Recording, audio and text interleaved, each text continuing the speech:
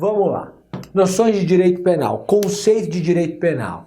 O professor Rogério Sanches traz 3 aspectos conceituais do direito penal. Do ponto de vista formal, o direito penal nada mais é do que um conjunto de normas que o legislador cria para classificar determinados comportamentos como comportamentos criminosos. Ainda as normas definem os agentes e definem as sanções impostas a esses agentes. Essa é a ideia do aspecto formal. Mas além do aspecto formal, o direito penal tem um aspecto que é material. E quando eu penso em um conceito de direito penal do ponto de vista material, eu me refiro a comportamentos que violam bens jurídicos, reputados como essenciais à vida em sociedade e, portanto, são comportamentos danosos ao organismo social. E do ponto de vista sociológico, o direito penal nada mais é do que um instrumento de controle social, o que é criticado de forma veemente pela chamada criminologia crítica, né?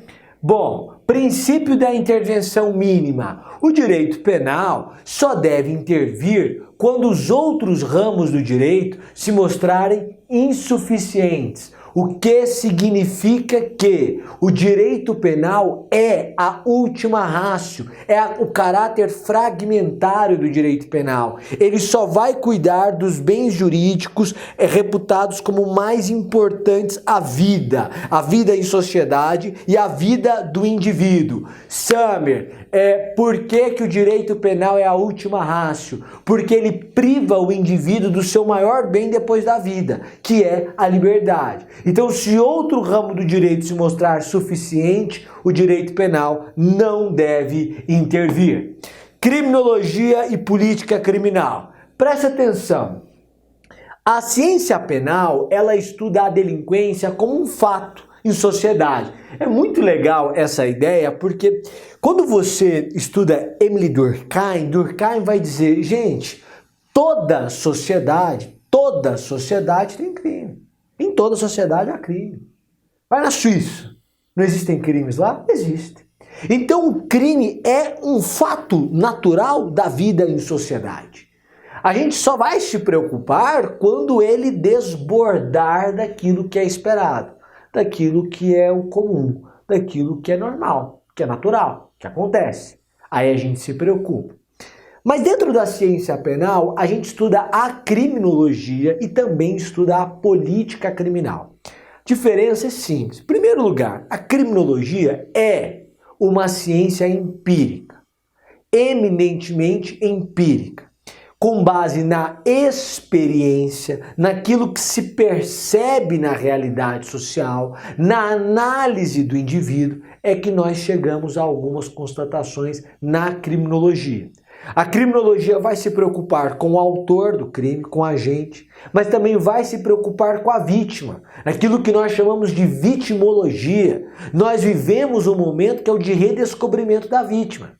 Primeiro, a gente tem a ideia da vítima podendo ela mesma se vingar, a ideia de vingança privada. Depois, a vítima é esquecida, quando a gente avança para a ideia da criminologia clássica, a gente vai ver a ideia aqui com Beccaria, e a gente esquece da vítima, começa a se preocupar só com o autor do crime, mas depois da Segunda Guerra Mundial não deu mais para se esquecer da vítima, em razão da chamada macrovitimização.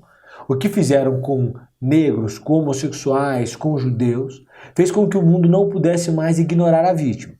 Então a gente tem essa fase de redescobrimento. Isso tudo é estudado em criminologia. A criminologia estuda o criminoso, estuda a vítima, estuda o crime, estuda a realidade social em que tudo isso acontece. Essa é a ideia. Bom, a criminologia chega a conclusões. E aí, com base nessas conclusões, veja a ponte entre a criminologia e a política criminal. É que eu desenvolvo a política criminal. Basicamente, qual que é a ideia da política criminal? É atuar com finalidade.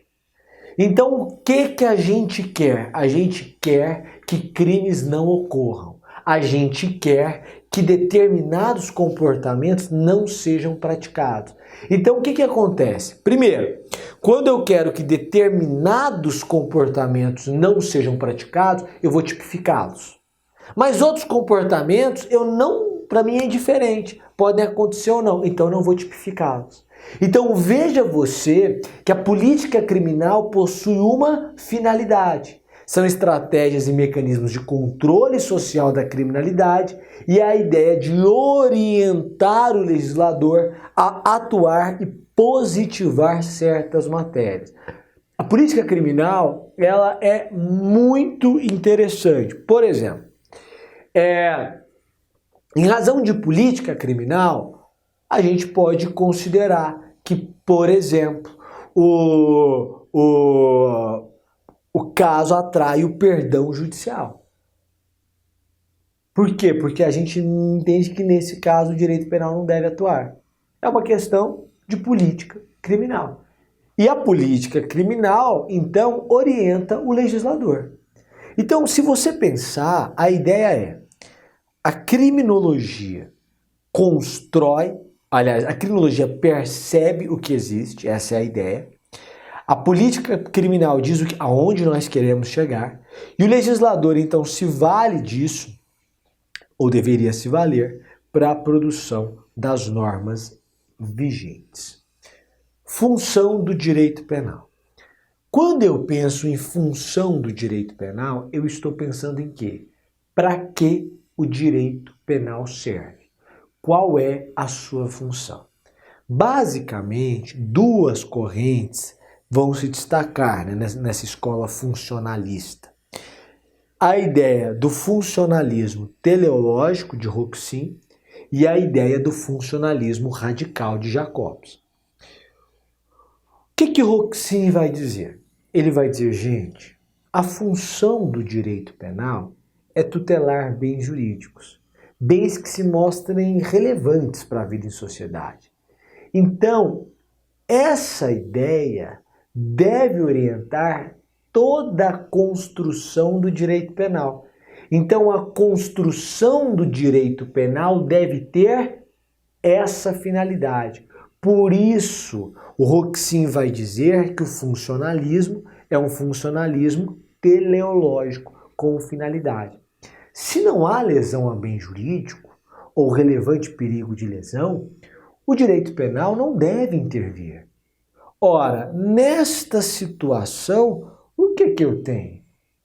Eu tenho que o funcionalismo de Roxin é um funcionalismo moderado. Por outro lado, o Jacobs, ou Gunther Jacobs, ou Gunther Jacobs, como você preferir, vai dizer, gente, essa ideia do Roxin é muito bonita, mas não serve. Por quê? Porque a função do direito penal não é proteger bens jurídicos. Porque quando o direito penal intervém, o bem jurídico não foi protegido. Ele já foi violado. A função do direito penal não é evitar matar alguém. Porque quando o direito penal ingressa, o sujeito já foi morto, já houve homicídio. O bem jurídico vida já foi violado. Portanto, a função do direito penal é assegurar a rigidez do sistema, o respeito ao sistema. É demonstrar que o sistema continua em vigor, que aquela norma continua em vigor. Portanto, essa é a ideia. O funcionalismo de Jacobs, é um funcionalismo sistêmico. Existe em razão do sistema. E se você descumpriu a norma, você tem que ser punido. Não interessa. Descumpriu, vai ser punido. Descumpriu, vai ser punido. Veja que o funcionalismo de Jacobs é um funcionalismo radical. O que acontece? A partir dessa ideia, Jacobs vai evoluir ao ponto de dizer o seguinte: se um sujeito reiteradamente inobserva o sistema, ele reiteradamente viola normas, esse indivíduo não pode ser considerado um cidadão, porque ele rompeu, rasgou o contrato social de Jean-Jacques Rousseau. Este sujeito, na verdade, é um inimigo da sociedade e deve ser tratado como tal. A ideia de Jacobs vai permitir aquilo que o professor Rogério Sanches chama de exumação do direito penal do inimigo, que vinha desde Thomas Hobbes e São Tomás de Aquino adormecido. E basicamente, depois a gente vai ver o direito penal do inimigo, o direito penal do inimigo defende que o inimigo da sociedade deve ter um tratamento mais gravoso do que o cidadão quando comete um crime. Então é preciso que exista um sistema próprio de tratamento deste inimigo. Tudo bem? Tudo bem. Classificações do direito penal. Direito penal substantivo é o direito penal que nós estamos estudando. O adjetivo é o processo penal, que agora é outro ramo do direito. Direito penal objetivo é o conjunto de normas em vigor, positivadas. E o subjetivo é o direito de punir, que pertence ao Estado, chamado ius puniente. Direito penal de emergência e direito penal simbólico. Um é o caminho do outro. O direito penal de emergência é um direito penal que vai surgir, e essa é a ideia, em momentos em que a sociedade passa por uma anormalidade. Então eu tenho um momento, aquilo que o ministro Luiz Roberto Barroso chama de vivemos um ponto fora da curva. Então a gente, em um momento em que a sociedade vive um ponto fora da curva, uma situação de excepcionalidade, uma norma penal é criada para tratar daquele momento, direito penal de emergência, e ela acaba atendendo, obviamente, a um anseio popular. Então, a própria opinião pública exige aquilo naquele momento. O problema é que o direito penal é um campo fértil para o chamado direito. O direito penal de emergência é um campo fértil para o chamado direito penal simbólico. Qual que é a ideia do direito penal simbólico? A sociedade passa por um momento de crise, eu produzo normas que vão devolver falsamente a segurança à sociedade. Então eu provoco uma sensação de que a segurança está ali, que a sociedade agora está mais protegida com aquela norma, quando na verdade não está. O direito penal simbólico não resolve. Ele atende o anseio popular, mas não resolve o problema. Quando você pensa que o então presidente Michel Temer sancionou a lei que tornou o porte de arma de fogo de uso restrito e até mesmo a posse, do artigo 16 do Estatuto do Desarmamento como crime hediondo, isso é direito penal simbólico. Porque você vai me desculpar, as pessoas ficaram mais protegidas depois que virou crime hediondo? Não. Pessoal nas comunidades, tráfico, deixou de usar arma de uso restrito por conta da lei? Não. Mas quando foi publicada a lei, então a gente faz disso marketing, né? Então agora virou crime hediondo. E daí? Com o desastre de Brumadinho, não demorou. O senador, agora eu me esqueci o nome dele, mas ele foi repostado pela Marina Silva, né? Que foi presidenciável, mas dizendo, Randolfo Rodrigues, dizendo que agora quer tornar hediondo crimes ambientais como o de Brumadinho e de Mariana. Meu amigo, você tem que fazer com que a norma que já existe seja cumprida. Não adianta criar. Ele cria um crime hediondo. O que é a ideia disso aqui? É o sujeito se promover em cima do desastre. Por quê? Porque não vai resolver o problema. Não confunda a impunidade com classificar um crime como hediondo. A reiteração delitiva se deu e se dá muitas vezes em razão da impunidade, não em razão da classificação do crime hediondo. Produzir essa norma penal é concretizar um direito penal simbólico. Bom, direito penal promocional. Aqui também é um direito penal demagogo. É a ideia de que o direito penal pode promover políticas públicas. E não pode.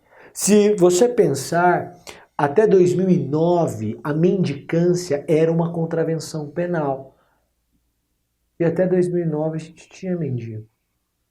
O direito penal não acabou com a mendicância. Não fez as pessoas alterarem de classe social, mudarem. Não. Então, isso aí é um direito penal promocional, um direito penal político. Direito penal de intervenção do Hassemer. O que o Hassemer vai dizer? Vai dizer, gente, deixa eu dizer uma coisa para vocês.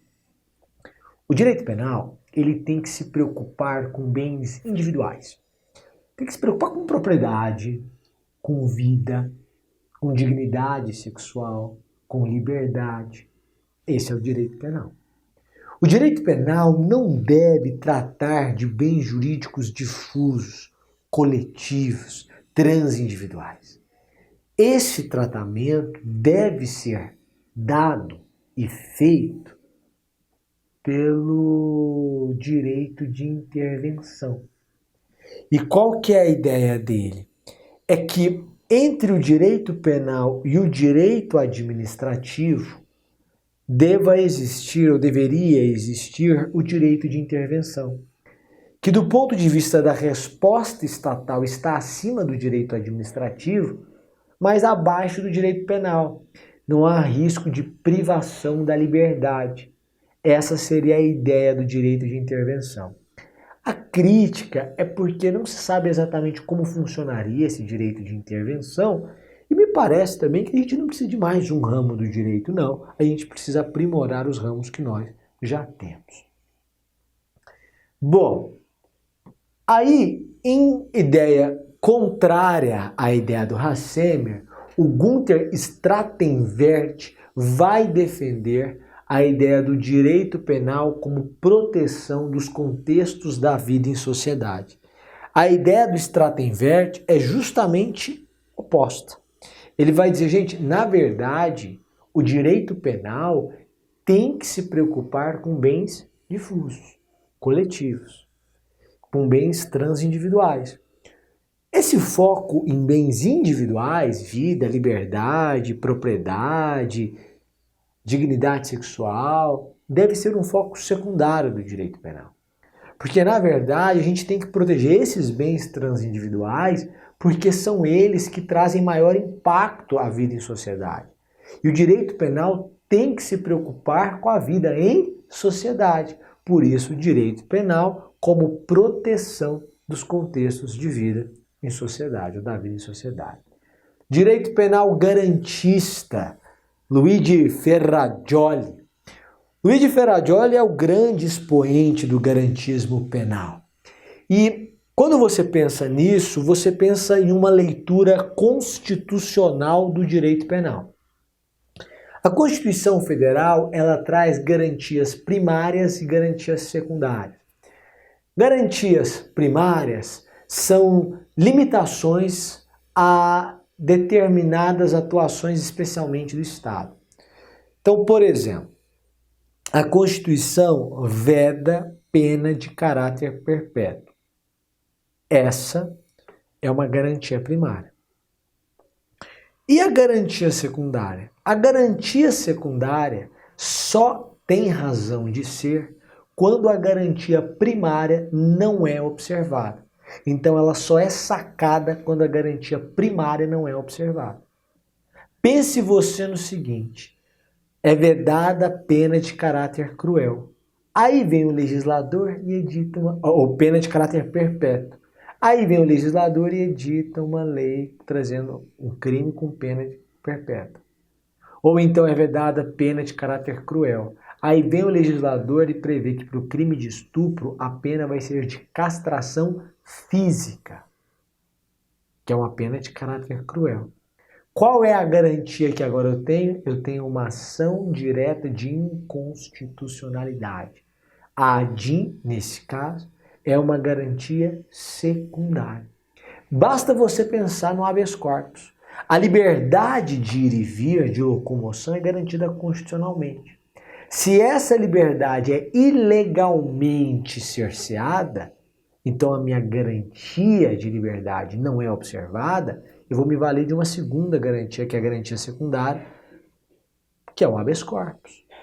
Então a garantia secundária, ela é exercida e exercitada quando a garantia primária não é respeitada. Ferrajoli traz 10 axiomas ou implicações deonticas, eu vou falando e traduzindo cada uma delas. Nulla pena sine crimine, não há pena sem crime. Não há crime sem lei. Não há lei sem necessidade. E não há necessidade sem ofensa. Não há ofensa sem ação. O pensamento é impunível.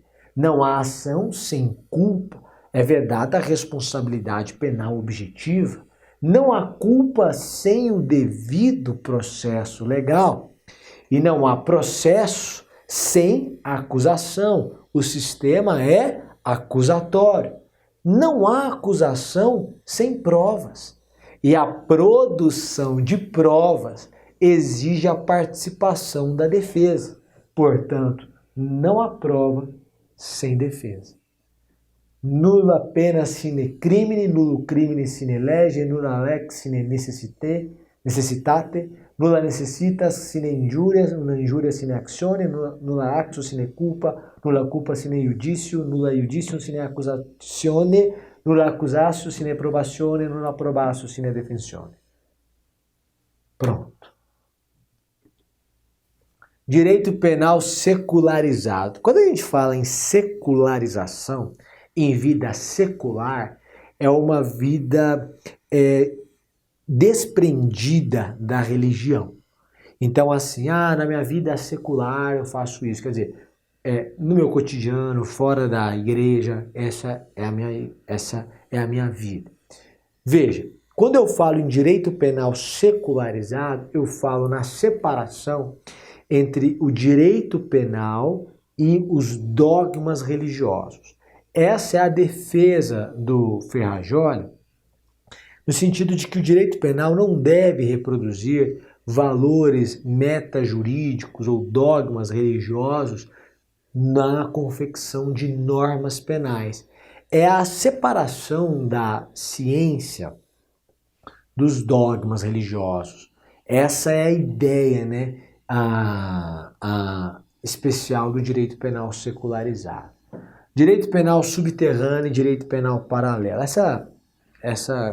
Esse conceito aqui foi cobrado na prova oral do Ministério Público do Estado de Goiás. A primeira pergunta ao candidato, isso alguns concursos atrás, foi: candidato, o que é o direito penal subterrâneo? Então, assim, hoje o conceito já é mais conhecido, mas na época não era, né? Então foi uma pergunta bastante difícil. Veja só, na época, eu estou dizendo há uns 6, 7 anos atrás. Veja só o seguinte. O professor Eugênio Raul Zaffaroni, ele vai trazer essas duas expressões: direito penal paralelo e direito penal subterrâneo. O direito penal paralelo, ele se faz presente por quê? Porque o Estado não consegue exercer por completo o seu poder punitivo. Então, nas lacunas que o Estado deixa, a própria sociedade vai desenvolver esses sistemas. Então, por exemplo, se eu tenho um indivíduo que, solto por questões de doença mental, vai praticar uma infração penal, mas ainda não praticou, por exemplo, é muito difícil você conseguir a internação dele. Você pode conseguir no âmbito civil, mas criminalmente não é possível. Um processo penal, não. Como medida de segurança, não. Ele não praticou nenhum fato definido como crime. Então, o que acontece? Médicos vão determinar a internação desse paciente e nunca dão alta para ele. O que eu tenho aqui é um direito penal paralelo. Entendeu? É diferente do direito penal subterrâneo. O direito penal subterrâneo é um direito penal exercido no subterrâneo, no andar de baixo. Então, dentro da própria estrutura do Estado, mas no andar de baixo, é exercido um direito penal pelas autoridades públicas, estatais. E, portanto, há um abuso e uma ilegalidade no direito penal subterrâneo. Você vai perceber isso com milícias e você vai perceber isso com a atuação abusiva, eventualmente, de policiais. Então, por exemplo, os policiais prendem um sujeito pela terceira vez por estupro. E pela terceira vez, um mês depois, ele é posto em liberdade. Então os policiais decidem que não dá mais para esse sujeito ficar na comunidade. Eles colocam capuz à noite, saem de madrugada de moto, param na porta da casa dele, tocam a campainha. Quando ele abre, eles matam aquele indivíduo. É um grupo de extermínio. Eles procuram fazer justiça com as próprias mãos, porque chegam à conclusão de que o sistema vigente não traz a resposta adequada. Mas é uma atuação ilegal do agente público. Só que é do agente público. E é por isso que o direito penal é o subterrâneo, é no andar de baixo. Direito penal quântico, eu vou falar dele no próximo bloco. Espero você lá. Até mais. Tchau, tchau. Pessoal, voltando aqui. Direito penal quântico. Quando eu falo em direito penal quântico, eu tenho um direito penal que não se conforma apenas com o nexo físico, com a relação de causa e efeito, com esse nexo causal. Não. Para a intervenção do direito penal, eu preciso mais do que isso. E então eu preciso, por exemplo, de tipicidade material. Eu preciso, por exemplo, de nexo normativo e da própria ideia da teoria da imputação objetiva. O que acontece? O direito penal quântico se afasta da simples dogmática penal e se aproxima da política criminal. Quando eu subtraio uma tampa de caneta para mim, eu subtraí para mim coisa alheia móvel. Existe nexo causal? Existe. Mas como não há tipicidade material, está afastada a minha responsabilidade penal, porque não há tipicidade. O fato é atípico, mas é atípico porque eu desenvolvi a ideia de tipicidade material. Veja você a ideia ou a essência do direito penal quântico. Quando eu penso em nexo normativo, especialmente na teoria da imputação objetiva, eu digo, olha, mesmo que o sujeito tenha causado aquele resultado, e ainda que dolosamente, e ainda que o resultado seja relevante, se o risco que ele criou foi um risco juridicamente permitido, não posso imputar a ele aquela infração penal. Entendeu? Então eu me afasto um pouco da simples dogmática penal e me aproximo da política criminal, do que eu quero com o direito penal. Privatização do direito penal. Aqui, a expressão privatização do direito penal se refere à valorização da figura da vítima.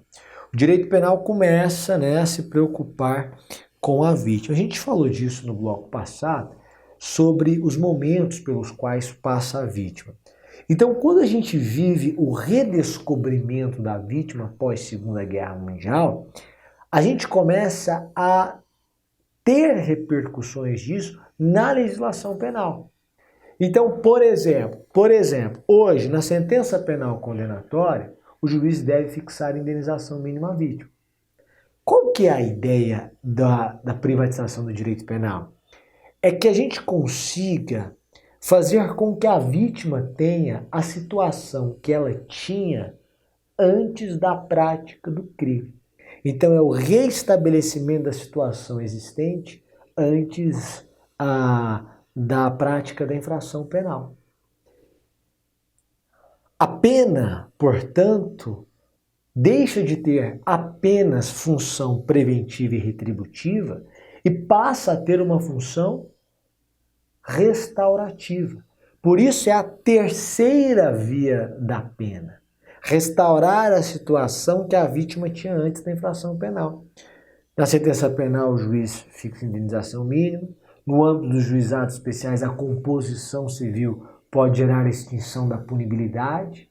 Por quê? O Estado está estimulando que haja essa composição civil. E aí, gente, você vai perceber isso em toda a legislação penal. Livramento condicional, a gente está falando que reparação do dano. Sursi, suspensão condicional do processo, suspensão condicional da pena, sursi penal, 77. O sursi é especial quando o sujeito reparou o dano. E durante o sursi, mesmo que não seja especial, ele tem que reparar o dano. Então você percebe que o legislador demonstra uma preocupação com reparar o dano experimentado pela vítima. Velocidade do direito penal.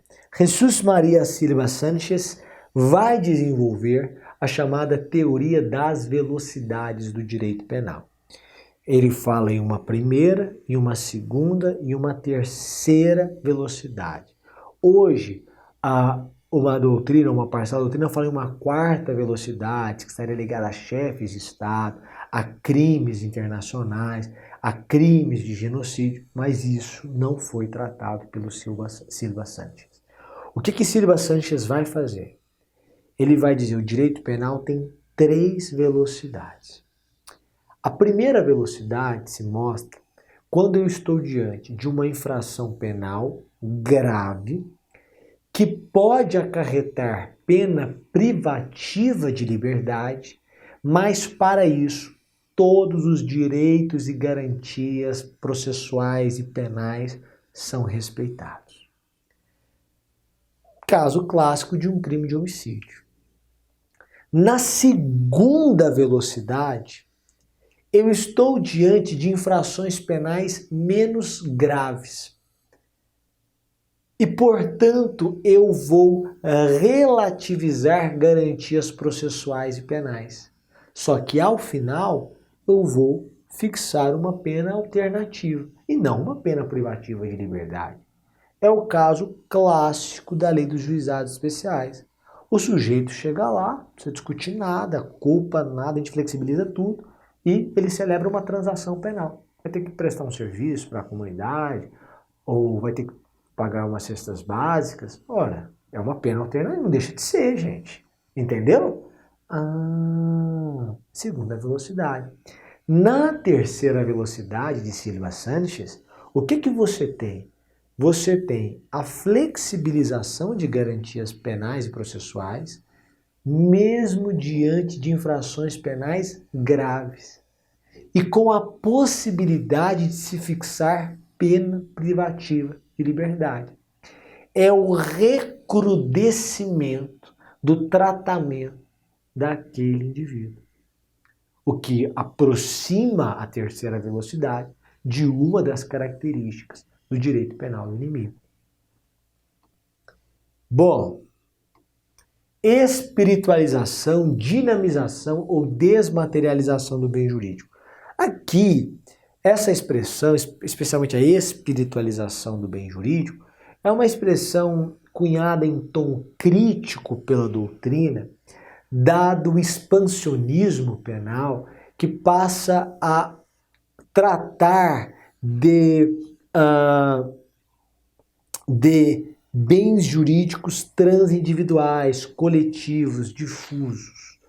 Então seria a ideia da tipificação de crimes ambientais, porque o bem jurídico aqui é difuso. A questão é que se justifica essa criminalização porque A inobservância do respeito a esses bens jurídicos e, portanto, a violação de tais bens trará, em última instância, graves danos às pessoas. E isso justifica essa desmaterialização do direito penal, apesar de certa crítica doutrinária. Garantismo hiperbólico monocular. Aqui é português, gente. Eu falei do garantismo, falei que o seu grande expoente é o Ferrajoli, que é uma leitura constitucional do direito penal. Mas o garantismo, quando ele é hiperbólico, significa que ele está sendo empregado de forma desproporcional e que, portanto, está errado. E quando eu digo que ele é um garantismo hiperbólico monoocular, significa que ele está olhando para apenas um dos lados. E essa leitura acontece muito na defesa dos direitos do réu. Quando eu penso que apenas o réu tem garantias, e essas garantias inclusive são defendidas de forma desarrazoada, eu me esqueço da vítima, que também deve ter suas garantias garantidas. O garantismo hiperbólico monocular se contrapõe ao garantismo penal integral, que é a ideia de Ferrajoli. Ecocídio. Aqui a gente fala de ecocídio e naturalmente se recorda aí do que aconteceu em Brumadinho, né? Eu falo em ecocídio quando eu tenho graves danos ambientais causados por uma conduta criminosa. As pessoas afetadas por esse dano podem, inclusive, recorrer ao Tribunal Penal Internacional e à Seara Internacional para que vejam reparados os seus danos e que sejam indenizadas, inclusive economicamente. Essa reparação pode se dar pelo Estado ou mesmo por empresas que causaram esses danos ambientais de larga escala. Só que a responsabilidade aí vai além. Se um país é signatário do Tratado de Roma, e o Brasil e, portanto, admite a jurisdição do Tribunal Penal Internacional, nós podemos chegar à condenação a penas de prisão, expedidas, portanto, e fixadas pelo Tribunal Penal Internacional, mas que tem caráter complementar, vai atuar se aqui não atuar de forma suficiente, adequada. Essa decisão do Tribunal Penal Internacional exige que o julgamento seja feito por pelo menos, essa manifestação se dê por pelo menos 1/3 dos seus membros. Evolução histórica do direito penal. Primeiro, a gente tem que entender o período da vingança. A gente, quando fala em período de vingança no direito penal, o primeiro mesmo é o da vingança divina. As pessoas cometiam infrações nas tribos e eram punidas. Por quê? Porque a tribo entendia o seguinte: se eu não punir essa pessoa, a divindade vai punir a tribo toda pelo que ela fez. Então essa pessoa era punida pela prática da sua infração. Às vezes acontecia, e o professor Pedro Sérgio foi um professor na faculdade que contava isso, de as tribos não saber qual dos 2 membros da tribo praticou aquela infração penal. E aí os 2 negavam, certo? Certo. Então, os 2 eram submetidos a uma aprovação E o que vencesse seria, de fato, o inocente. Então, como é que fazia? Por exemplo, você poderia colocar brasas no chão e mandar os dois atravessar. O que não conseguisse atravessar e caísse no meio da travessia era o culpado. O outro conseguiu atravessar, queimou o pé, tudo, mas conseguiu atravessar. Esse era o inocente. Então era por quê? Porque a divindade faria com que o culpado não suportasse e caísse. Então é a ideia da vingança divina. Depois a gente avança para a vingança privada. Homo homini lupus. O homem é o lobo do próprio homem, de Thomas Hobbes. A vítima é a protagonista da resposta ao ofensor. Só que depois a gente evolui, a vingança passa a ser do Estado. Então a gente passa a chamada fase da vingança pública. Período iluminista. A partir do século XVIII, pouco antes, né, mas a partir do século XVIII, principalmente, né, quando a gente depois vai vivenciar a Revolução Francesa, você tem o desenvolvimento do iluminismo, né, do século das ideias, da razão. E nessa linha é que a gente tem um livrinho que você deve ter lido na faculdade, se não leu, deveria ter lido na faculdade, que é chamado de Dos Delitos e das Penas, do Cesare Beccaria, ou César de Beccaria, ou Marquês de Beccaria. Beccaria vai defender uma ideia que é a seguinte: o que inibe a prática de um crime não é a gravidade da pena, mas a certeza da sua punição. Então, se um indivíduo comete uma infração penal, a vingança ou a pena deve ser pública, deve ser rápida, deve ser certa e deve ser a mínima possível, desde que proporcional. Essa é a ideia de Beccaria. Ok? Ok. Bom, depois do desenvolvimento do período iluminista, você tem duas escolas penais que se destacam, a escola clássica e a escola positiva. A escola clássica nasce justamente da ideia de Beccaria. Porque a ideia do Francesco Carrara, da escola clássica, né, que a gente estuda muito em criminologia, é basicamente o seguinte: olha, a gente estuda o crime como um ente jurídico. Na verdade, crime é aquilo que está descrito como infração penal pela norma. E o criminoso é um sujeito livre, que livremente decidiu praticar aquela infração penal. Então nós estamos falando de livre-arbítrio. Ele tem uma responsabilidade que é uma responsabilidade moral, já que livremente ele optou por praticar aquela infração penal.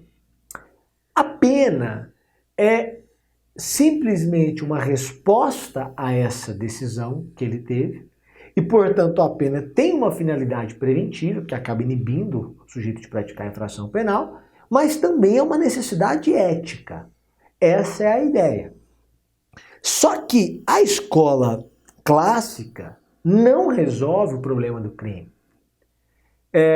Ferri, ele vai dizer o seguinte: gente, não tinha como a escola clássica resolver esse problema. Porque a partir do momento que eu considero o crime como um ente jurídico, e meus olhos estão sobre isso, do ponto de vista abstrato, eu não procuro saber qual é a causa da criminalidade. E se eu não sei qual é a causa, como é que eu vou dar o remédio adequado? E é por isso que não deu certo. E aí vai se desenvolver a criminologia com a escola positiva ou positivista. E na escola positiva, você tem o destaque para 3 pessoas: Lombroso, Ferri, o Enrico Ferri, e Rafael Garofalo. O Lombroso é médico, o Ferri é sociólogo, né? E o Garofalo é um jurista, que vai trazer essas ideias e aplicar dentro do direito. Basicamente, o maior expoente aqui é o Lombroso, que vai desenvolver a ideia do criminoso nato. O sujeito nasce criminoso.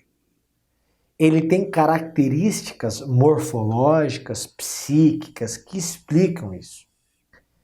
É o atavismo, ou chamado retrocesso atávico. Para Lombroso, o ser humano que tivesse características físicas, morfológicas, psicológicas, que se aproximavam das características do homem primitivo, este indivíduo era um criminoso nato. Então, o criminoso, ele não decide livremente praticar a infração penal. Não, ele é um criminoso nato. Veja que a escola positiva é uma escola determinista. O crime é um fato natural, não é um ente jurídico, é um fato natural. E, portanto, a pena aqui, tudo bem, tem finalidade preventiva, mas mais do que isso, a pena é destinada a tratar o indivíduo, a curar o indivíduo. E, portanto, a pena tem que ter um prazo, inclusive, indeterminado. Ele tem que ficar lá até ser curado. Então, esse é o espírito da ideia lombrosiana. Ok? Ok? Ok. Bom, direito penal brasileiro. Aqui é basicamente o seguinte. Na Brasil Colônia, você tem as ordenações afoncinas, normas que vigiam em Portugal, caráter eminentemente religioso. Depois das afoncinas vêm as manuelinas. Depois das manuelinas a gente tem o Código Sebastiânico, né, que é a compilação feita por Nunes Leão. Depois é substituída pelas ordenações filipinas e ainda a gente tem um direito penal não secularizado. Em 1822 o Brasil se torna independente e aí a gente passa a viver em 1824 o Código Criminal do Império. E é interessante, depois você pesquisa no Google, né, se quiser, né, não tem nem tempo para isso, mas se tiver, pode pesquisar o Código Criminal do Império. O Código Criminal do Império é um código com caráter humanitário para a época. Para se ter uma ideia, o Código Criminal do Império, ele vai deixar ele é de 1830, corrijo. A Constituição, que é de 1824, o Código Criminal do Império é de 1830. Ele vai deixar a pena de morte limitada aos escravos. Somente escravos poderiam sofrer pena de morte. Quer dizer, para a época, já foi um avanço do ponto de vista humanitário, né? Tudo bem. Aí, em 1830, a gente tem o Código Criminal do Império. Em 1889, o Brasil se torna uma república. E em 1890, a gente tem o Código Penal da República, né? O Código Criminal da República. Aqui, veja você que a urgência do decreto, você vai ver isso se você digitar no Google, de Marechal Deodoro da Fonseca, né? Você vai ver que, em razão da urgência, editou-se o Código Criminal da República. Antes mesmo da Constituição da República, que foi em 1891. Características, né? O Código Criminal da República previa, por exemplo, a pena de prisão, a pena de banimento e a de suspensão de direitos. Só que isso é 1890. Em 1891, a Constituição da República vem vedando penas de caráter perpétuo. Então, foi preciso ler o Código Criminal da seguinte maneira: é possível a pena de banimento, que é a expulsão do nacional, mas esse banimento tem que ter um caráter provisório, temporário. Depois de alguns anos, ele tem que ter o direito de voltar ao Brasil. Por quê? Porque é vedada pena de caráter perpétuo. Em 1932, nós experimentamos a chamada Consolidação de Piragibe, a consolidação das leis penais feitas pelo desembargador Vicente Piragibe, e em 1942 vem o nosso Código Penal, que em 84, com a Lei 7.209, sofre uma enorme reforma, né, na sua parte geral. Ok? Ok. Fontes do direito penal. As fontes do direito penal podem ser divididas em fonte material e fonte formal. Quando eu penso em fonte material, eu penso quem produz a norma penal. E quem produz a norma penal é a União. A União legisla privativamente sobre o direito penal, a respeito do direito penal. A União, por meio de lei complementar, pode delegar aos Estados competência para legislar em matéria penal sobre um tema específico. Senão, os Estados não podem legislar. Competência privativa da União. Do ponto de vista formal, eu preciso distinguir o que a doutrina clássica entende como fonte formal do direito penal e o que a doutrina contemporânea ou moderna entende sobre as fontes formais do direito penal.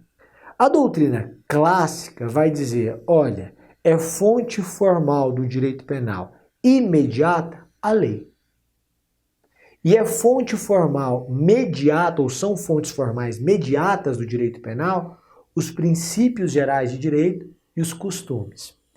Aí vem a doutrina moderna e diz, não, as fontes formais do direito penal imediatas são a lei, mas também a Constituição Federal, mas também princípios, porque os princípios são normas. Cadê aqui? Normas. As convenções internacionais de direitos humanos foram incorporadas ao país, a própria jurisprudência. Você não pode negar que a súmula vinculante número 24 do Supremo, que diz que não se tipifica crime material contra a ordem tributária antes do lançamento definitivo, você não pode negar que essa é uma fonte formal imediata do direito penal. Bom, tudo bem. Essa a ideia. Até as normas penais em branco, mas a norma é norma mesmo. Ok. E você tem como fontes formais mediatas a doutrina. Os costumes não são fontes formais do direito penal. São fontes informais do direito penal. E para falar de costume, nós falaremos deste tema no próximo bloco. Até lá. Tchau, tchau. Bom, pessoal, a gente volta agora para falar sobre costumes que, segundo a doutrina moderna, são uma fonte informal do direito penal. Quando eu falo em costume, eu tenho dois elementos. Um é aferível objetivamente, que é a habitualidade. Essa é a diferença de costume para hábito. O costume, ele tem um elemento objetivo, que é o comportamento uniforme e constante, que é como o hábito. Mas ele tem também um elemento subjetivo, que é a convicção da sua obrigatoriedade. Essa é a ideia. Em primeiro lugar, costume não cria tipo penal incriminador, evidentemente, o princípio da legalidade. Mas também o costume não tem o poder de revogar lei. Às vezes o sujeito mora em uma rua que é de mão única. Então ele vem descendo em outra rua, em vez de ele dar toda a volta e entrar, ele todo dia à noite, quando chega da faculdade, 10h30 da noite, anda um pouco na contramão na rua da casa dele e já entra na garagem. E ele faz isso há 5 anos. Um dia, o agente do Detran está ali na esquina e autua. Ele pode falar, não, mas eu faço isso há 5 anos. Não pode, porque costume não revoga lei. Esse é o entendimento prevalente. Esse é o entendimento do Supremo Tribunal Federal. É por isso que jogo do bicho continua sendo uma contravenção penal. Entendeu o caminho? Entendi. E isso se dá porque a Lei de Introdução às Normas do Direito Brasileiro diz que se uma lei não for temporária, ela tem vigor ou ela está em vigor estará em vigor enquanto outra lei não a revogar. Só lei revoga lei. Mas essa é uma corrente, a corrente prevalente, mas você ainda tem duas correntes. Uma primeira corrente que a gente pode chamar de abolicionista, que vai dizer que, na verdade, os costumes têm o poder de revogar tanto formalmente quanto materialmente uma lei. E uma segunda corrente que vai dizer, olha, realmente o costume não tem o poder de revogar uma lei formalmente. Continua aquela lei formalmente em vigor. Mas esta lei não deve ser aplicada. Então, materialmente, haveria aí a revogação da norma. Características da lei penal. Primeiro é a exclusividade, né? Só lei pode definir infrações penais e combinar as respectivas sanções. Em segundo lugar, a imperatividade. A lei penal se impõe a todos. A generalidade, a lei penal é de acatamento geral. Mesmo inimputáveis, por exemplo, devem observar a lei penal. E a impessoalidade. O direito penal é o direito penal do fato. É o direito penal que se dirige a todos abstratamente. O ministro Luiz Roberto Barroso faz ponderações nesse sentido. O direito penal não deve se destinar aos chamados 3 P's da sociedade, né? Puta, preto e pobre. Então há uma crítica da doutrina que diz que o direito penal não pode, não deve, evidentemente, se destinar aos 3 P's, aquilo que se convencionou chamar de os 3 P's da sociedade. Classificação da lei penal. A lei penal ela pode ser incriminadora, e aí você já sabe, né? Ela prevê condutas criminosas, tipos penais e combina as respectivas sanções, preceito primário e preceito secundário. Mas ela pode ser uma lei não incriminadora. E na lei ou na norma não incriminadora nós temos várias subclassificações.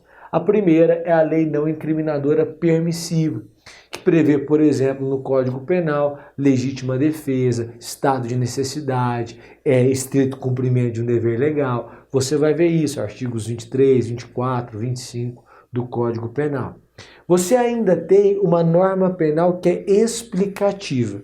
A ideia clássica, ou a explicação clássica é a seguinte: o artigo 327 do Código Penal traz para mim o conceito de funcionário público. Essa é uma norma penal incriminadora? Não, mas é uma norma penal explicativa, não incriminadora, explicativa. A norma penal ainda pode ser complementar. Ela vai delimitar o âmbito de aplicação da norma penal. Quando você pega o artigo 5º do Código Penal, você consegue perceber o que a norma penal considera como território brasileiro, naquela consagração clássica do princípio da territorialidade. Essa norma do artigo 5º nada mais é do que uma norma penal não incriminadora, evidentemente, mas complementar. E ela pode ser norma de extensão ou integrativa. Nós veremos que a adequação típica ela pode ser feita de maneira imediata. Matar alguém, o João atira e mata o José morreu, João incidiu, matou alguém. Há uma adequação típica imediata. Mas quando o João atira, o José cai ao chão, em seguida a polícia chega, prende o José é levado ao hospital, submetido à cirurgia e passa bem, o João não matou alguém. Então não há subsunção do fato ao artigo 121. Para que João responda pelo homicídio, é preciso conjugar o artigo 121 com o artigo 14, inciso 2. Então, a adequação típica não é imediata, é uma adequação típica mediata, tem que passar pelo 14.2. Por isso que o artigo 14, inciso 2 do Código Penal, que vai dizer que no crime tentado pune-se ao indivíduo com a pena do crime consumado reduzido de 1/3 a 2/3, o que você tem no artigo 14, inciso 2, é uma norma de adequação típica mediata. Da mesma forma, se eu empresto a arma para o João matar o José, mas eu não atiro, eu não matei ninguém. Mas eu respondo pelo crime, porque o artigo 29 diz: quem de qualquer forma concorre para um crime, incide nas penas a ele cominadas. Interpretação da lei penal. Interpretar é buscar o sentido, o significado. Quanto à origem, a interpretação pode ser autêntica, o próprio legislador vai interpretar. Pode ser doutrinária, feita pela doutrina, ou pode ser jurisprudencial, feita pelos tribunais. Quanto ao modo, a interpretação pode ser gramatical, e aí eu vou me valer da literalidade das palavras.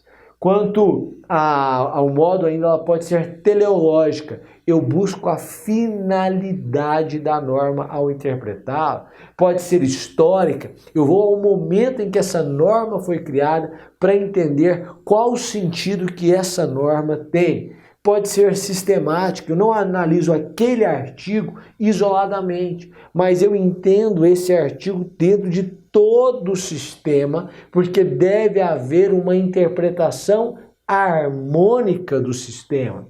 Pode ser progressiva. O significado daquela norma deve evoluir à medida que a ciência evolui, não só a ciência, né? A própria sociedade. Ato obsceno. O que é ato obsceno? O que é ato obsceno hoje não é a mesma coisa que era em 1980, por exemplo.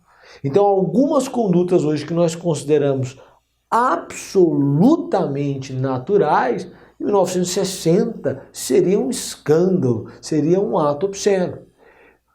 Interpretação lógica. Na interpretação lógica eu vou me valer de métodos indutivos, dedutivos, e eu vou procurar usar da razão, da racionalidade, da logicidade para chegar à conclusão do que significa aquela norma. E quando eu interpreto, eu posso chegar a uma conclusão de que as palavras dizem exatamente o que o legislador buscava dizer.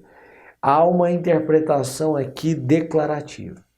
Mas às vezes eu olho e falo, gente, o legislador aqui, infelizmente, disse mais do que queria e eu preciso restringir o alcance da norma.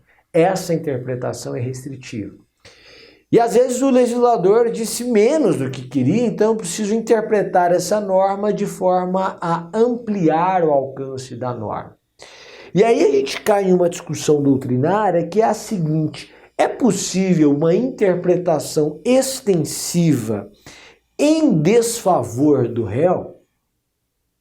Então você, ao analisar o Estatuto de Roma, o artigo 22, você vai ler, segundo a doutrina, deixa eu só ver aqui, segundo a doutrina, que via de regra não é possível uma interpretação extensiva em desfavor do réu, porque se houver dúvida, a interpretação que deve ser dada é aquela que se mostra mais favorável ao réu. Inclusive você encontrará precedentes do STJ no sentido de que a interpretação extensiva não poderia ser feita em desfavor do réu em razão do princípio da estrita legalidade. Só que o próprio STJ adota interpretação extensiva em desfavor do réu. O Supremo Tribunal Federal se vale exatamente da expressão interpretação extensiva em desfavor do réu. Sabe quando?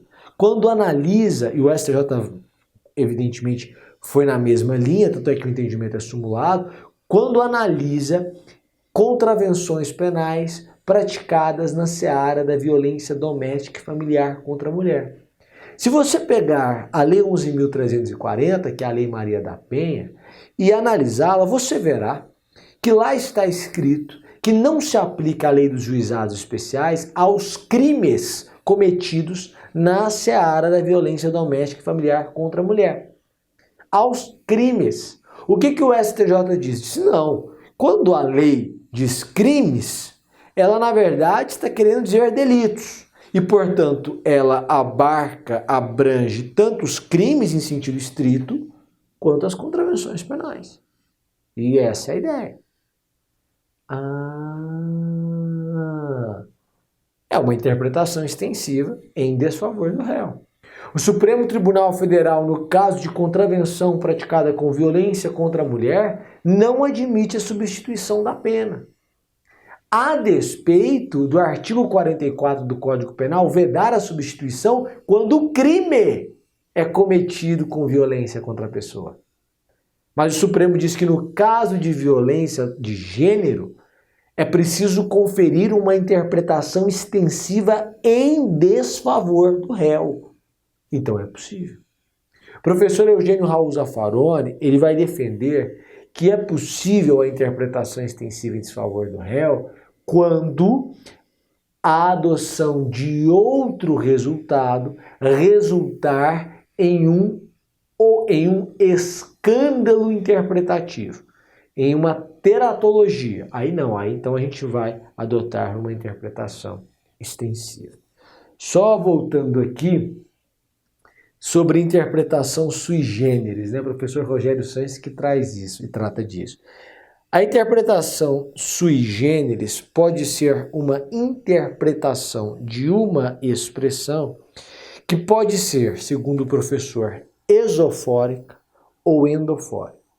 Esofórica é a interpretação sui generis quando a lei não traz o conceito da expressão que utiliza e, portanto, o desenvolvimento desse conceito fica a cargo da doutrina. Então, quando o artigo 20 do Código Penal trata de erro sobre elemento constitutivo do tipo, o Código Penal não diz o que é tipo. E isso fica a cargo da doutrina. Por outro lado, quando o ordenamento jurídico fala que é droga, vender droga, o próprio ordenamento jurídico me traz a explicação do que é droga. Isso é uma norma penal em branco, tudo bem, mas eu sei qual é o significado. Eu vou lá na portaria da Anvisa e descubro.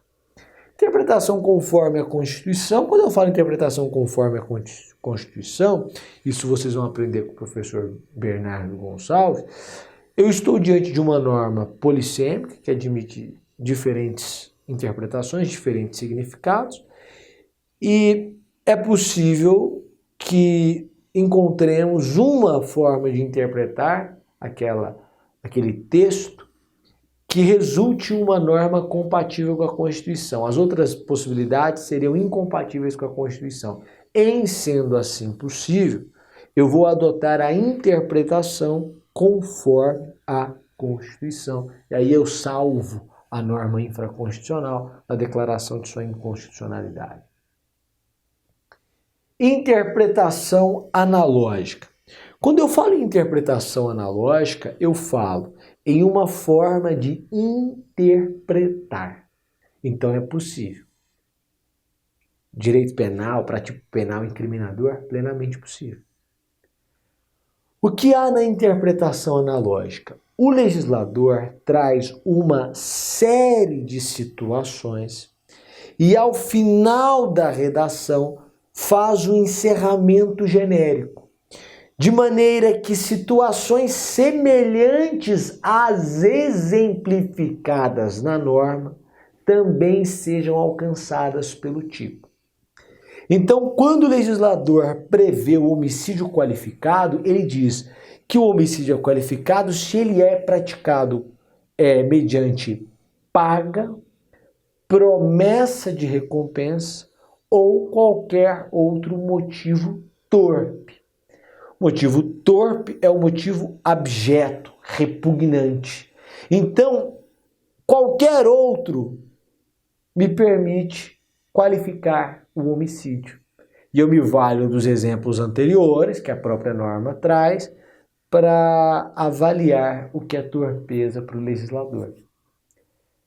Não confunda interpretação analógica com analogia.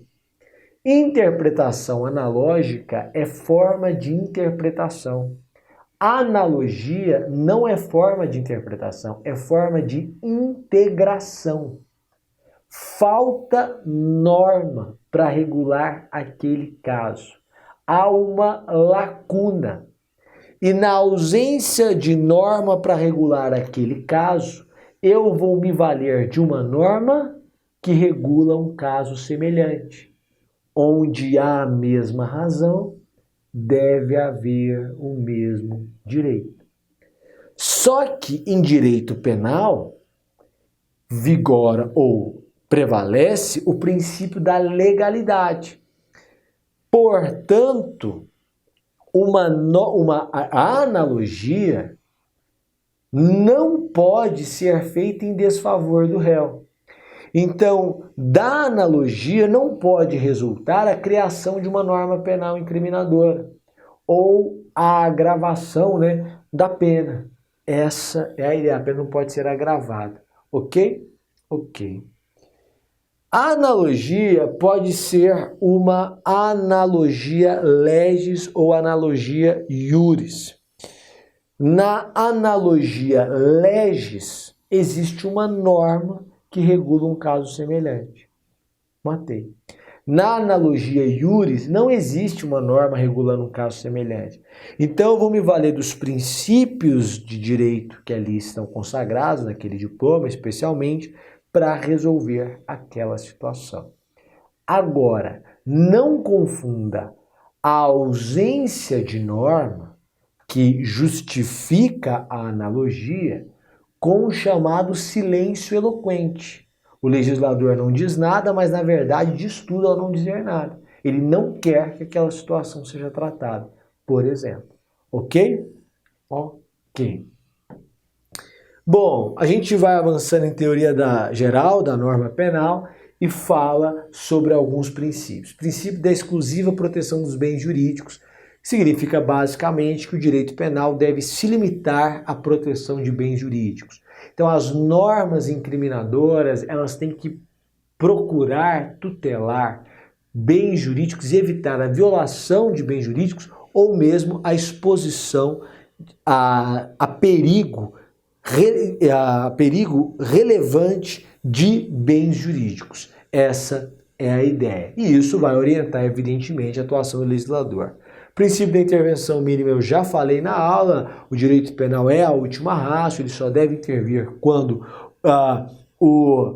os outros ramos do direito não se mostrarem suficientes e só deve intervir para proteger os bens jurídicos mais importantes, é o que nós chamamos de caráter fragmentário do direito penal. Princípio da insignificância. Aqui é interessante. Bom, o princípio, quando eu falo em aplicação do princípio da insignificância, eu entendo e eu aprendo que há subsunção formal. Então, quando eu subtraio a tampa da caneta, eu subtraio coisa alheia móvel para mim. Há subsunção formal. Só que, como não há expressividade da lesão, a lesão é irrelevante, portanto, o bem jurídico tutelado, patrimônio, não foi efetivamente atingido, eu digo que há uma atipicidade material. Nós vamos estudar, e você já sabe, que crime é fato típico, ilícito e culpável, segundo a doutrina tripartite, que é a que prevalece. O fato típico é composto por conduta, resultado, nexo causal e tipicidade. Quando eu penso em tipicidade, aí eu subdivido em tipicidade formal, subsunção do fato à norma, e tipicidade material, que é a efetiva violação do bem jurídico tutelado. No princípio da insignificância, não há efetiva violação do bem jurídico tutelado. Certo? Certo. O que o Supremo Tribunal Federal diz? Isso já caiu na segunda fase de juiz do estado de Goiás. Diz assim: para a aplicação do princípio da insignificância, são necessários 4 requisitos, que eu chamo de OPRIO. Mínima ofensividade da conduta, nenhuma periculosidade social da ação, reduzidíssimo grau de reprovabilidade do comportamento e a inexpressividade da lesão jurídica perpetrada. Presentes os 4 requisitos, não há tipicidade material, logo não há tipicidade, logo o fato é atípico, logo não há crime. Ok? Ok. Como eu falo, por exemplo, de nenhuma periculosidade social da ação e de reduzidíssimo grau de reprovabilidade do comportamento, via de regra, quando eu estou diante de reincidência ou de reiteração da prática criminosa, não é possível a aplicação do princípio da insignificância. Mas o Supremo já aplicou o princípio da insignificância a um reincidente? Já. Quando?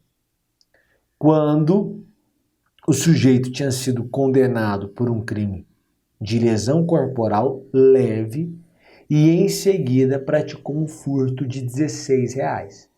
Qual o teor da decisão? Quando a reincidência se dá em relação a bem jurídico distinto do protegido na primeira infração, na primeira, integridade física. Agora, patrimônio, é possível a aplicação do princípio da insignificância. Mas, via de regra, não é possível. Segundo ponto, Supremo e o STJ também consideram a condição econômica da vítima para aferir a se é aplicável ou não o princípio da insignificância. Terceiro destaque que eu faço a você: TSE não admite a aplicação do princípio da insignificância em se tratando de crimes eleitorais. Por outro lado, em matéria de crimes de responsabilidade praticados por prefeito municipal, Decreto-Lei 201 de 67, o Supremo Tribunal Federal admite a aplicação do princípio da insignificância. Houve um caso em que um prefeito se valeu de trator da prefeitura em um sábado para fazer a terraplanagem do seu lote residencial. No sábado o trator estava parado na prefeitura, ninguém estava utilizando, não houve qualquer prejuízo para a prefeitura. Ele pegou o trator, foi lá e fez essa terraplanagem lá da residência dele. O que o Supremo falou? Olha, realmente, artigo 1º, inciso 2 do Decreto-Lei 201, tipifica como crime de responsabilidade usar bem público em proveito próprio. Só que nesse caso, essa utilização foi absolutamente insignificante. Ela pode ter relevância para outra esfera, por exemplo, a administrativa.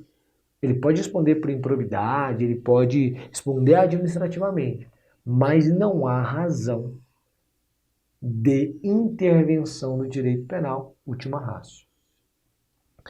Bom, esses são os destaques. Quero ressaltar um ponto. O professor Eugênio Raul Zaffaroni entende que tipicidade não se limita à tipicidade formal e tipicidade material. Para o professor Eugênio Raul Zaffaroni, a tipicidade se subdivide em tipicidade formal, subsunção do fato à norma, e tipicidade conglobante, que englobaria a chamada tipicidade material, que nós vimos aqui, e a antinormatividade. Para o professor, um ordenamento jurídico deve ser coerente. Então, ele não pode determinar ou fomentar a prática de uma conduta e, ao mesmo tempo, classificar essa conduta como típica, mas dizer que o sujeito não responderá porque está presente uma excludente de ilicitude, como estrito cumprimento de um dever legal ou o exercício regular de um direito quando fomentado. Então, para ele, o oficial de justiça que cumpre a ordem do juiz, entra em uma casa, penhora um quadro de um artista famoso e leva para a penhora para que esse quadro seja vendido e aquele valor destinado ao credor, ele subtraiu coisa alheia, móvel, para outrem, Para nós, o que fez esse oficial de justiça? Praticou um fato típico, mas lícito, porque agiu em estrito cumprimento de um dever legal. Para o professor Eugênio Raul Zaffaroni, como não há antinormatividade, não há tipicidade conglobante, logo não há tipicidade, portanto o fato é atípico e não há crime. Consequência da adoção da teoria da tipicidade conglobante. O estrito cumprimento de um dever legal e o exercício regular de um direito, quando fomentados pelo Estado, migram de excludentes de licitude para excludentes de tipicidade. Ok? Ok. Aqui eu já expliquei, aqui eu já expliquei. Bom, no próximo bloco eu volto fazendo essa distinção entre princípio da bagatela própria e princípio da bagatela imprópria. Até o próximo bloco. Tchau, tchau. Bom, pessoal, voltando aqui. A gente volta fazendo uma distinção entre princípio da bagatela própria e princípio da bagatela imprópria. Quando eu falo em princípio da bagatela própria, ou princípio bagatelar próprio, eu estou falando em aplicação do princípio da insignificância que a gente já estudou no bloco anterior. Agora, quando eu falo em princípio da bagatela imprópria, o português me explica. Bagatela imprópria significa que propriamente não há bagatela.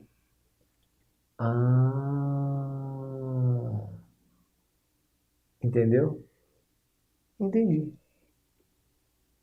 Há um desvalor na conduta? Há. Há um desvalor no resultado? Há. Mas a pena é absolutamente desnecessária. É o caso típico de perdão judicial. Um pai que está a 200 km por hora com um filho na estrada, sofre um acidente, o filho morre. Houve um desvalor na conduta? Houve imprudência. Houve um desvalor no resultado? Houve a morte. Mas a pena é necessária? Não, porque o filho dele morreu. A pena da vida tornou a pena do direito absolutamente desnecessária. 2, 3 dias depois de ter entrado em exercício como delegado de polícia, peguei um caso, uma senhora foi à delegacia para pedir o boletim de ocorrência para fins de seguro de PVAT. E o caso foi o seguinte: o avô e o pai pegaram o neto para passear no fim de semana, eram pais separados, o neto tinha 7 anos. E eles iam para a fazenda, esse interior de Goiás. Eles colocaram o neto na carroceria da caminhonete, e aí o pai e o avô foram na frente. Chegaram na fazenda. O pai desceu para abrir a cancela, para eles entrarem na fazenda. Quando o pai desceu, o menino pulou, mas o pai não viu. E o menino entrou debaixo da caminhonete. O pai voltou, entrou, fechou a porta. O avô acelerou e passou exatamente em cima da cabeça do neto. Morreu na hora. Na hora. Pergunto, houve desvalor na conduta? Houve uma imprudência colocar o neto na carroceria. Houve um desvalor no resultado? Houve morte. Mas é preciso aplicar alguma pena do direito penal a esse avô? Não. Às vezes a gente estuda em institutos aqui, em direito penal, na teoria, que você pensa que raramente você vai ver na prática. Mas você vai ver. Vão ser raros mesmo, não são tão comuns. Mas você verá.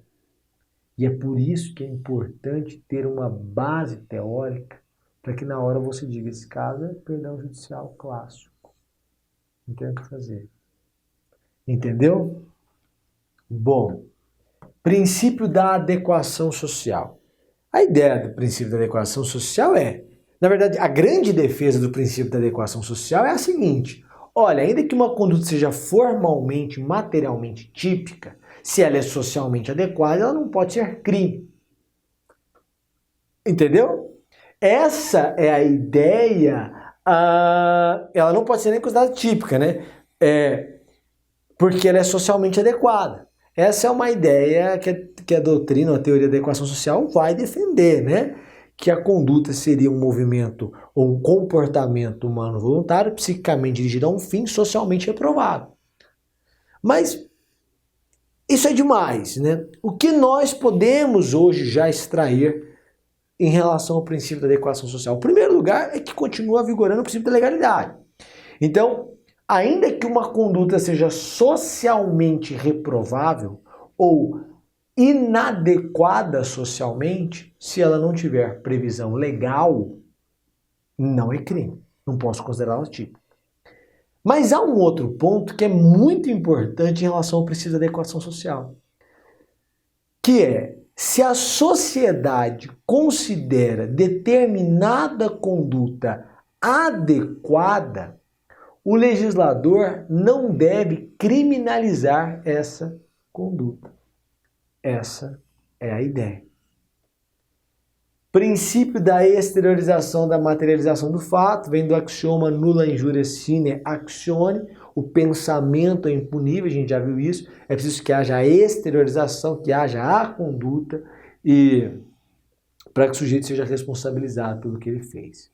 Princípio da legalidade. Quando eu falo em princípio da legalidade, eu estou dizendo assim, não há crime sem lei anterior que o defina. Não há pena sem prévia cominação legal. O disposto no artigo 1º da Constituição, aliás, no artigo 1º do Código Penal, é reproduzido no artigo 5º, inciso 39 da Constituição. A partir do princípio da legalidade, eu encontro alguns fundamentos. O primeiro é o fundamento político, porque o princípio da legalidade vai impedir abusos por parte do executivo e por parte do judiciário. Se não há lei, você não pode punir aquele indivíduo. Se não há lei dizendo que é crime. Em segundo lugar, o princípio da legalidade nos traz um fundamento democrático. Quem escolheu o que seria crime foi o povo. Por meio de seus representantes, mas foi o povo. Então, o que é crime é o que você, povo, quer que seja crime. Em terceiro lugar, existe um fundamento jurídico. Eu não posso considerar crime alguma conduta que a lei antes não previu como crime. Por quê? Porque a lei deve existir antes de punir alguém, porque a lei cria um efeito intimidativo. Não cria? Cria. Gente, 99% das pessoas bebiam e dirigiam. Saíam para jantar, tomavam um vinho, tomavam uma cerveja, tomavam qualquer coisa e voltavam para casa. Só que aí vem a lei e diz, é crime. Embriaguez ao volante, pá, é crime. Ah, precisa fazer o bafão? Não. Agora 2 policiais atestam que você está embriagado, acabou. Com a lei, com o tipo do artigo 306 do CTP, muita gente deixou de dirigir, de beber e dirigir. Muita gente hoje sai de Uber, Pop-up 99 Pop, para não fazer propaganda só para o Uber, de táxi, enfim. Muita gente, é comum. Por que isso?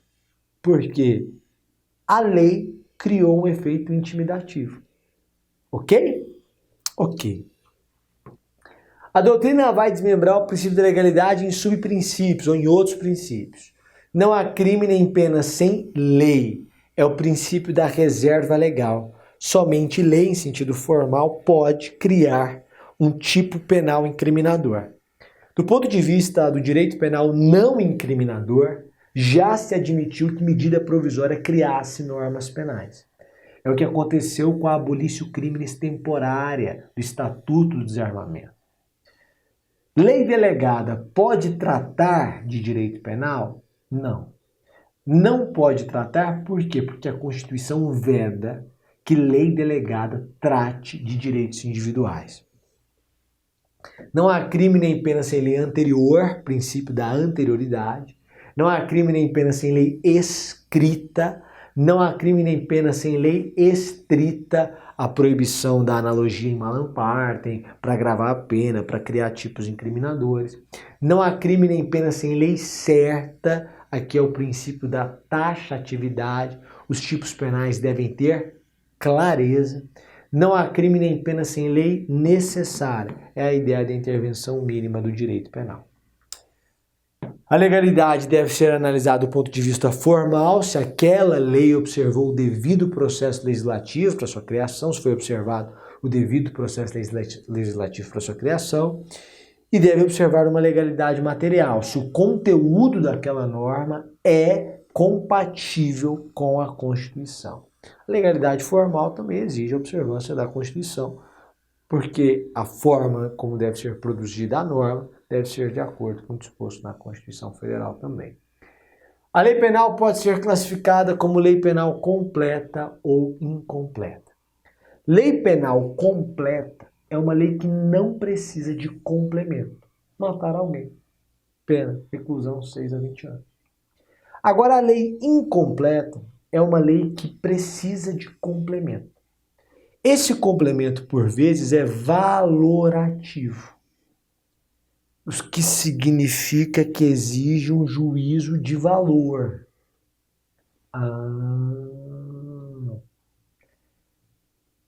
Tá, Sandra. Esse juízo de valor é realizado pelo magistrado. Por exemplo, crimes culposos. Se o homicídio é culposo. Ora, se o homicídio é culposo, o juiz que vai analisar se aquela conduta foi imprudente, negligente ou imperita.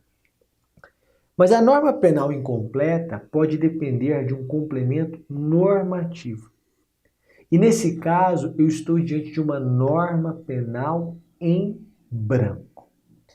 Esse complemento normativo pode se dar por uma norma diversa do legislador. Nesse caso, eu tenho a chamada norma penal em branco em sentido estrito, própria, heterogênea. É o caso da lei de drogas. O que é droga? Vender droga é crime, tráfico. Mas o que é droga? O legislador não me diz, mas uma portaria da Anvisa me diz. Um ato diverso do legislador. Bom, mas, por vezes, o complemento normativo emana de uma norma produzida pelo próprio legislador. E, neste caso, eu tenho uma norma penal em branco homogênea, em sentido amplo ou impróprio. Quando o Código Penal trata como crime contrair casamento com quem esteja impedido de casar, para eu saber quem está impedido, eu vou ao Código Civil, uma outra lei. O complemento emana do legislador. A norma penal em branco homogênea,